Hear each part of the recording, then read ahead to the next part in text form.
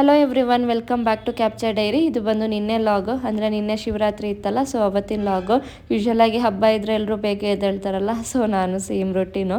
Morning ಬೇಗ ಎದ್ದು first ಎದ್ದ ತಕ್ಷಣ ನಾನು ದೇವ್ರ ಮನೆ ಕ್ಲೀನ್ ಮಾಡಿಕೊಂಡೆ. ನೆಕ್ಸ್ಟ್ ನಾನು ರಂಗೋಲಿ ಹಾಕ್ಕೊಂಡು ಮತ್ತೆ ಬಂದು ಇವಾಗ ಹೂವೆಲ್ಲ ಇಟ್ಬಿಟ್ಟು ಅಲಂಕಾರ ಮಾಡ್ತಾ ಇದ್ದೀನಿ ದೇವರಿಗೆ. ಆ್ಯಕ್ಚುಲಿ ಊರಲ್ಲಿ ಇವತ್ತು ಜಾತ್ರೆ ಇರುತ್ತೆ. ಲಾಸ್ಟ್ ಟೈಮ್ ಅಲ್ಲಿ ಹೋದಾಗ ಭೂಕೈಲಾಸ ಕಾರಂಜೇಶ್ವರ ಟೆಂಪಲ್ ಅಂತೇಳಿ ವೀಡಿಯೋ ಮಾಡಿ ಅಪ್ಲೋಡ್ ಮಾಡಿದ್ದೀನಿ. ಸೇಮ್ ಟೆಂಪಲಲ್ಲಿ ಇವತ್ತು ಜಾತ್ರೆ ಇರುತ್ತೆ ಆ್ಯಂಡ್ ತುಂಬಾ ಗ್ರ್ಯಾಂಡ್ ಇರುತ್ತೆ.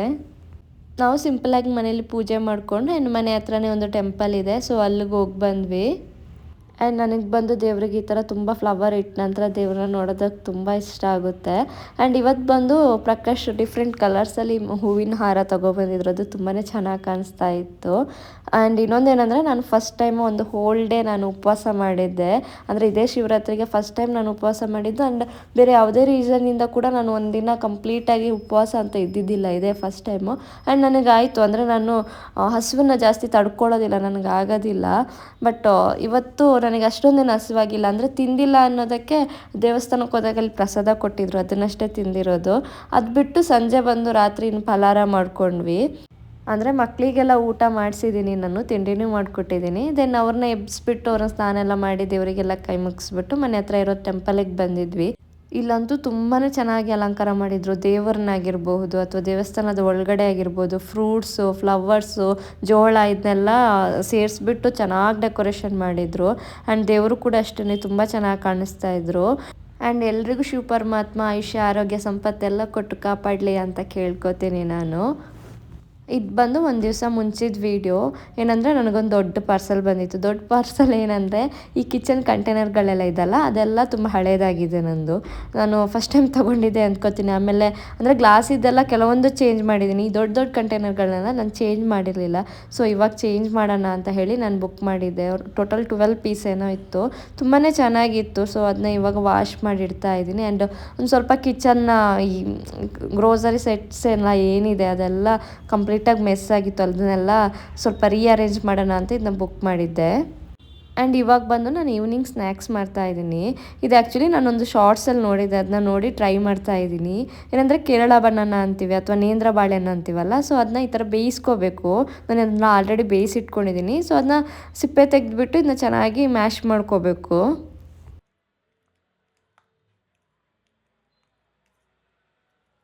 ಅದನ್ನ ಚೆನ್ನಾಗಿ ಮ್ಯಾಶ್ ಮಾಡ್ಕೋಬೇಕು, ಅಂದರೆ ಅದರಲ್ಲಿ ಗಂಟು ಇರುತ್ತಲ್ಲ, ಸೊ ಅದೆಲ್ಲ ಹೋಗೋ ಥರ ಚೆನ್ನಾಗಿ ಮ್ಯಾಶ್ ಮಾಡಿಕೊಂಡು ಚಿಕ್ಕ ಚಿಕ್ಕದಾಗಿ ಕಟ್ ಮಾಡ್ಕೊಂಡಿರೋ ಕ್ಯಾಶ್ಯೂಸ್ಗಳನ್ನ ಆ್ಯಡ್ ಮಾಡಿಕೊಂಡು ನಾನು ಚೆನ್ನಾಗಿ ಮಿಕ್ಸ್ ಮಾಡ್ತಾ ಇದ್ದೀನಿ.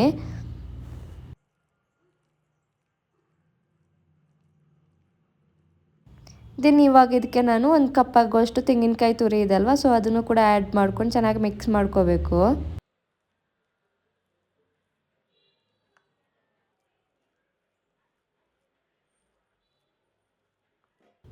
ಇದಕ್ಕೆ ಜಸ್ಟ್ ಕ್ಯಾಶ್ಯೂಸ್ ಮತ್ತು ತೆಂಗಿನಕಾಯಿ ತುರಿ ಅಷ್ಟೇ ಆ್ಯಡ್ ಮಾಡ್ಕೊಡೋದು, ಬೇರೆ ಏನು ಜಾಗ್ರಿ ಅಥವಾ ಶುಗರ್ ಏನು ಆ್ಯಡ್ ಮಾಡಬೇಕು ಅಂತೆಲ್ಲ. ಇದೇ ಸ್ವೀಟ್ ಇರುತ್ತಲ್ಲ. ನೆಕ್ಸ್ಟ್ ಅದನ್ನ ಈ ಥರ ರೌಂಡ್ ಮಾಡಿಕೊಂಡು ನೆಕ್ಸ್ಟ್ ಕಟ್ಲೆಟ್ ಥರ ಈ ಥರ ಅಂದರೆ ಫ್ಲ್ಯಾಟ್ ಮಾಡ್ಕೋಬೇಕು. ನಾನು ಎಲ್ಲದನ್ನು ಈ ಥರ ಫ್ಲ್ಯಾಟ್ ಮಾಡಿಕೊಂಡು ಒಂದು ಪ್ಲೇಟಲ್ಲಿ ಎತ್ತಿಟ್ಕೋತಾ ಇದ್ದೀನಿ. ನೆಕ್ಸ್ಟ್ ಒಂದು ತವಕ್ಕೆ ಈ ಥರ ತುಪ್ಪ ಸವರ್ಕೊಂಡು ಅದು ಬಿಸಿ ಆದ ನಂತರ ನಾವು ಆವಾಗಲೇ ಮಾಡಿಟ್ಕೊಂಡಿದ್ವಲ್ಲ ಕಟ್ಲೆಟ್ ಥರ, ಅದನ್ನ ಈ ಥರ ಪ್ಲೇಸ್ ಮಾಡಿಕೊಂಡು ಅದನ್ನ ಚೆನ್ನಾಗಿ ಫ್ರೈ ಮಾಡ್ಕೋಬೇಕು. ಅಂದರೆ ಹೈ ಫ್ಲೇಮಲ್ಲಿ ಏನು ಇದು ಮಾಡಬಾರ್ದು, ಲೋ ಟು ಮೀಡಿಯಮ್ ಫ್ಲೇಮಲ್ಲಿ ಈ ಥರ ಚೆನ್ನಾಗಿ ಫ್ರೈ ಮಾಡ್ಕೋಬೇಕು. ಎರಡೂ ಸೈಡ್ ಚೆನ್ನಾಗಿ ಫ್ರೈ ಮಾಡ್ಕೋಬೇಕು.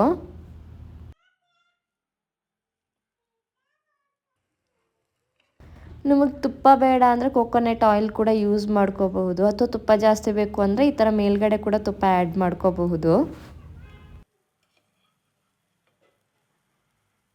ಯೂಶ್ವಲಾಗಿ ಈ ನೇಂದ್ರ ಬಾಳೆಹಣ್ಣು ಏನಂದರೆ ಮಂಗಳೂರು ಸ್ಟೋರ್ ಅಥವಾ ಕೇರಳ ಸ್ಟೋರಲ್ಲಿ ಸಿಗುತ್ತೆ.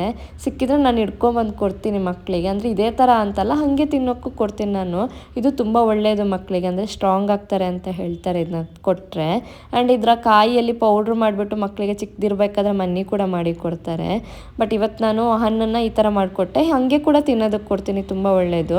ಬಟ್ ಏನಂದರೆ ಇವತ್ತು ಪ್ರಾಪ್ತಿ ಇದನ್ನ ಇಷ್ಟಪಟ್ಟು ತಿಂದಳು. ಪ್ರಾಗಿ ಅಷ್ಟು ಓಕೆ ಅವಳಿಗೆ, ಅಂದರೆ ಅದು ಬೇಯಿಸಿರ್ತೀವಲ್ಲ, ಅದು ನನಗೂ ಅಷ್ಟೊಂದು ಇಷ್ಟ ಆಗಲ್ಲ ಬೇಯಿಸಿದರೆ. ನನಗೂ ಓಕೆ ಅಂತಲೇ ಅನ್ನಿಸ್ತು.